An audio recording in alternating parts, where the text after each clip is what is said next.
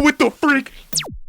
Hey, how's it going, guys? Welcome back to another video. Tonight we are playing through a game called Midnight Evil. It's a story-driven horror game.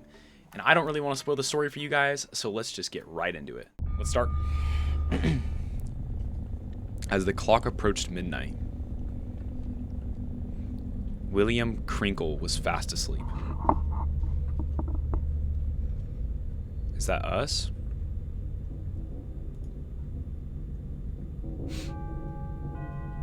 There's the clock.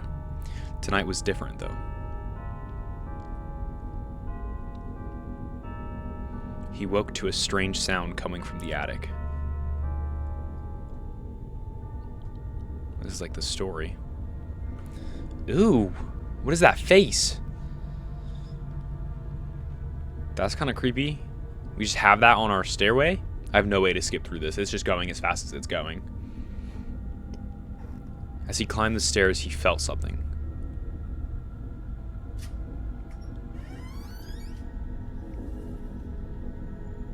It's a chest, it looks like.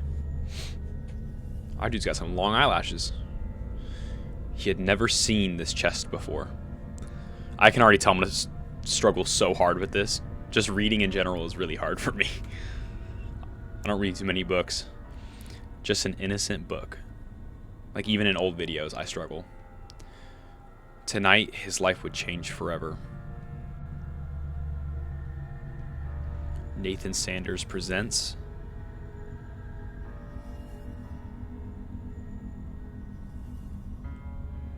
Midnight Evil. Spooky. Oh my gosh. You guys. I'm so pumped for this game. Oh geez, okay. Otori computer video system. Do I need to open the book? Yeah? How do I? Jeez. Okay. I'm assuming I just read, right? Long before the first humans stood upright and took their place in the world, there was a beautiful land that was ruled by what many would come to call the Fae. Yo, it actually picked it up. These ancient beings were worshipped by mankind, but they were also feared. Humans were right to be afraid, for there were many different creatures that lived in the darkness, watching us, waiting. Most were harmless enough, amusing themselves by causing mischief and playing pranks on the humans that crossed their paths. However, some had more sinister intentions. The Urking, for example, have developed a liking for the taste of human children.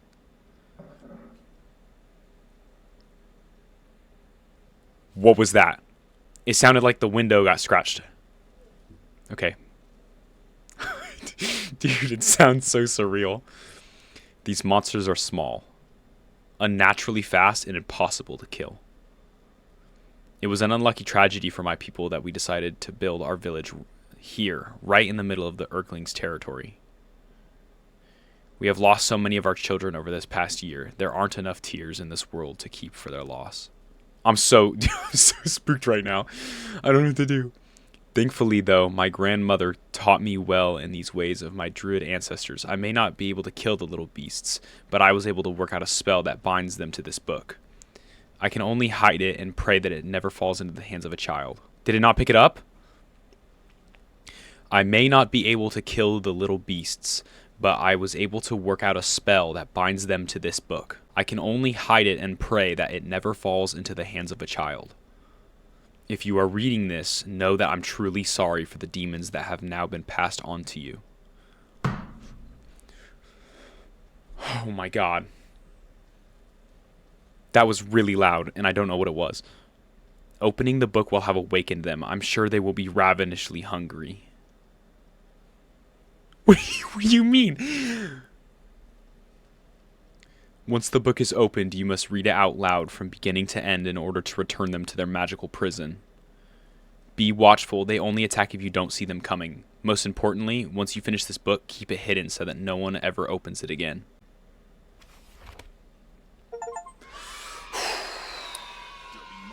WIGSFM 98.7 Game Talk. Game Talk. Hello, darkness. My name is Nick Gloom. it's just me tonight. As you guys know, we answer game questions and talk tips and tricks. It's like a radio show thing. Well, Nate usually does. I don't really play most of those games. Anyway, let's get to the phones. First caller, you're on the air. Hi, Nick. I'm wondering, how do I beat the final boss in Terminator Destruction? How would I know that? Oh, I don't know. I'm stuck here working for crap money. I still can't afford That's to buy depressing. new Atari games. Dude, leave the kid alone. He just wants to know how to beat Germinator. Would you like me to page Nate? I don't Here's know. the thing. I don't know. Like I said, Why are you so mean to him? I don't usually come on the radio, so I don't have as much of a bedside manner as Nate does. Then why are you But on the it's totally radio? fine. I bought a new OBasic book, which is the programming language for Atari, since I can't afford to buy my own Atari games, and I'm working on my own homebrew game. The pending title is Evil Midnight, where I'm not sure what you're going to I think that's the game that we're playing. I think it's going to be a horror game, and it's going to be at nighttime, and it's going to be evil. Basically, you would do something all night, and then you would win. It's kind of Okay. like working here. I try to keep my head down all night, but Janet asked me to go on the air, and I'm always getting asked to do stuff. The more stuff I get asked to do, the more I get anxious and panic. It's a vicious cycle. Is this Sounds the about kind of like life. Wilson? I just want to play Terminator. Bro, he just wants to play Germinator. Leave him alone. Here's the thing. He's about to give him a whole lecture. All he wants to do is play Germinator, bro. Okay, back to reading this freaking book. Little Maggie O'Brien was the first the children had been playing in Hogan's Forest when... Oh, no. I messed that totally up. This is what I mean. I don't see the periods.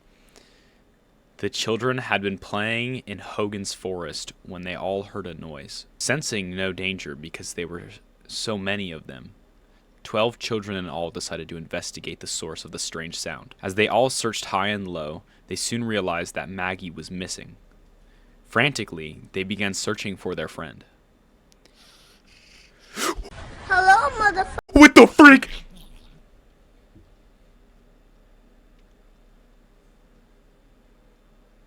Can I close the door? that made my heart jump so hard. She was a small girl who loved to play hide and seek. Her big brother Colin insisted that she was probably hiding somewhere, safe and giggling to herself as she watched everyone search for her. Dude, they're so you can hear them when they come in. The sun sank low in the sky and the forest grew dark. The children, frustrated and panicked, ran back to the village to alert their parents that little Maggie was nowhere to be found. That's when everyone lit torches and spread out through the woods calling her name. The little girl's mother sobbed desperately as we all inspected every corner of those woods in hopes of finding her. Inspected every corner of the... Oh, I couldn't even keep up with what I was reading there. I'm so stressed out right now. I don't know.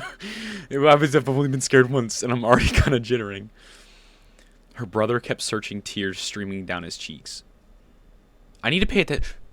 What's going on? What was the problem? Why did it turn red? I have problems looking at, like, apostrophes and stuff, too. Like, I can't see them. They kind of, like, blend in. Okay. I'm her big brother, he said, rubbing his eyes. I'm supposed to make sure nothing happens to her. It's not your fault, Colin, I assured him. We'll find her soon, and she'll be no worse for the wear. He nodded, forced a smile, and we all continued looking. The moment I heard him scream, I knew he had found her. Or rather, what was left of her. Why? Why are we tweaking? Or rather, what was left of her, which wasn't much. We were sure it was Maggie because she had worn her favorite hair bow that day. Her father... Dude, I can't do this. I'm so focused on trying to read it correctly. Her father plucked the pink ribbon from the body and fell to his knees, wailing into the darkness. Poor Colin tried to tell us then. He said that she had been covered in what he described as little green men. Those are the little... you-know-whats that are jumping around us right now. They were fat and greened, he stammered, with bright, glowing eyes.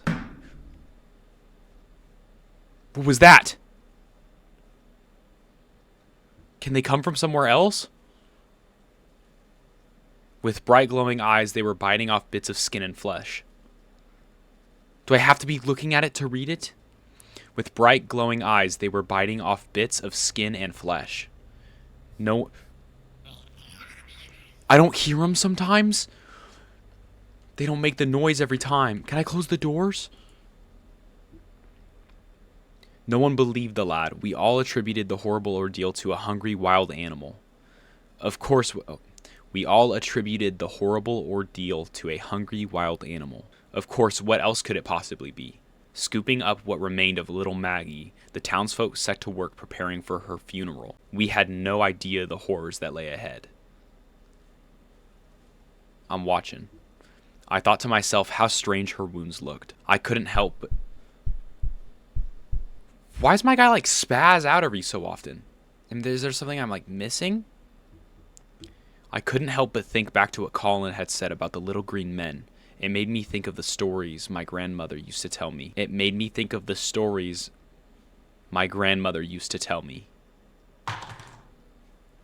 What was that? They keep messing with stuff.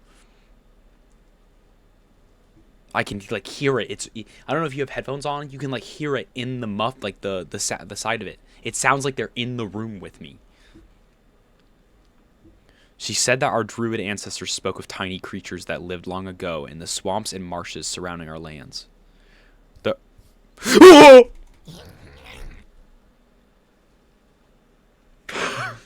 that was so loud. Oh my god.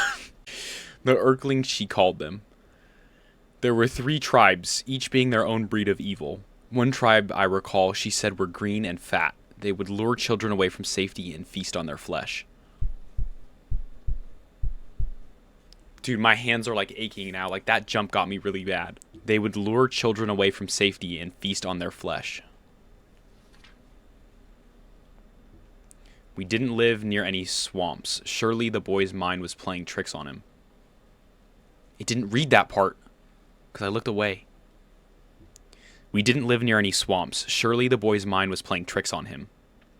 Besides, the Urklings weren't real. They couldn't be.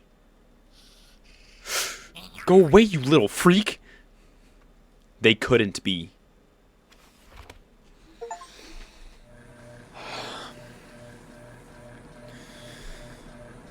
Oh my god. I don't get a cutscene? Dude, I have like jitters from that last one. The one right before the last scare that it got me. Dude, I jumped so hard. Like I felt it. I'm like holding my heart. I'm like sweating. Okay.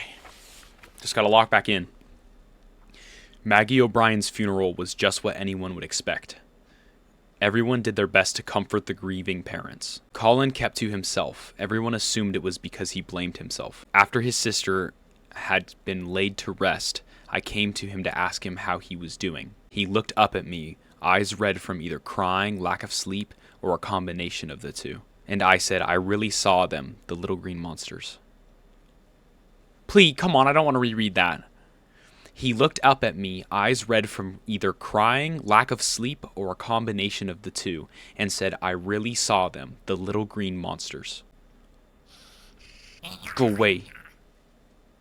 My heart ached as I put my arms around the boy. I kept telling myself that seeing his little sister in pieces couldn't have been easy for him. He was... Go away! He's in my ear! He was just in shock. The stories of Urklings were only told to scare children into doing what they were told to do. That was all. Yo, it can't stop not reading it because every time I have to look back at it, I'm not looking for them. The stories of Urklings were only told to scare children into doing what they were told. That was all. The first thing my grandmother told me about the Urklings was that they were 3 tribes. The green ones had round bellies and piercing blue eyes. I heard footsteps. She said that they would be heard if you walked deep in the swamp at night. They would laugh and sing as they danced around their tiny campfires, which would appear only as tiny flickering lights through the trees. I heard him. I don't know where he is.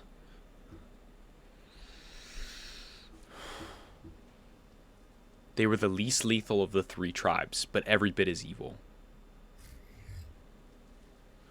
Where? Oh my gosh. The red ones were more temperamental and even faster than their green cousins. They didn't sing or dance around campfires. Dude, the one right next to the bed is the scariest.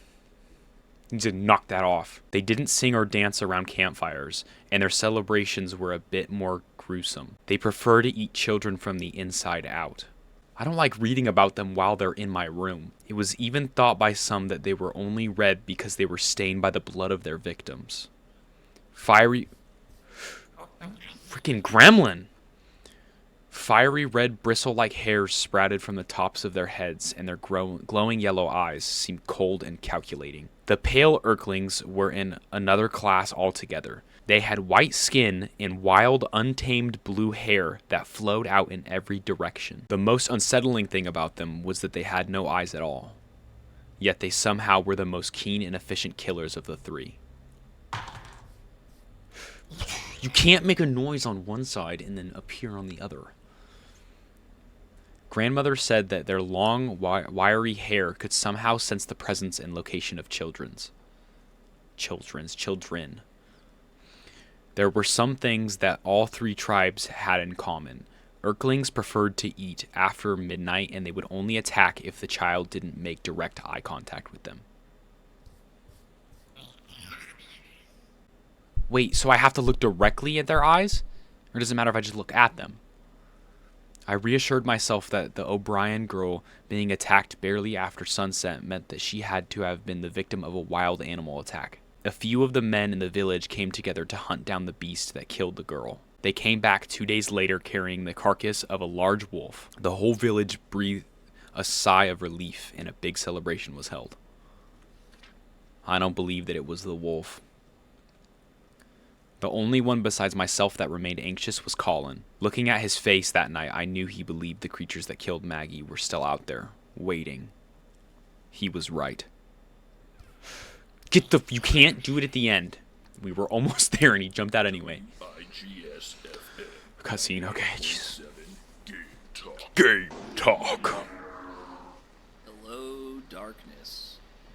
Welcome to the top of the hour. Again, I'm your host, Nick Gloom, filling in for Nate tonight. That was an interesting hour, I must say. I'm like shaking jitters. I feel like these kids don't like me. Yeah, because you're an Janet, do you butthole. like me? And she's walking away, folks. Elriz. Anyway, caller, you're on the air. Nick, just calling in, wanted to say that you suck. I just had a feeling that was Valid. coming. I feel like I'm not as approachable as Nate is. Because they ain't here for you. Anyway, They're here for Nate. I forgot there's a sponsor slot I was supposed to fill last hour. This one goes out to all you greasy, pizza-faced listeners. Are you tired of popping pimples? Ew, gross. Is some zits gross. over and over, and you have to keep popping them? Gross. Gross. Kind of like that popular I need that video soundboard. game, Mole Whacker. From the creators of Simple Pimple comes the revolutionary cream, Pimple Buster. Ew. The all-in-one, scientifically formulated pimple-destroying cream. Bro, what are you Call advertising? 155 PIMPLES. But hurry, before The supplies Pimple run out. Poppers. That's 155 PIMPLES. You know, Janet, I think Evil Midnight could use some Mole Whacker inspiration.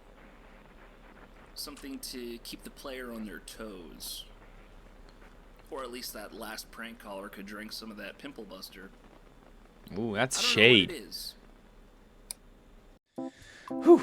that was a lot to address. But that's going to wrap up that part of the video. That was only part 1. I do have a part 2 already recorded and on the way. It's just taking me a little bit longer to finish it and set it up. I didn't want you guys to have to sit through a whole hour-long video. That way, if you have somewhere else to be or something else to do, you can go back to doing that. It's kind of just a breather. We will get around to part 2, and we will find out what happens in the rest of the story. Why are these things here? What are they doing? Why do they want to kill us? How do we get rid of them? And so on. But if you want to see part 2, please give me a like or a comment. It really does help. I do appreciate all the feedback I get. You guys are amazing. And anybody who's watched this far, I really appreciate it. And with that being said, have a good one.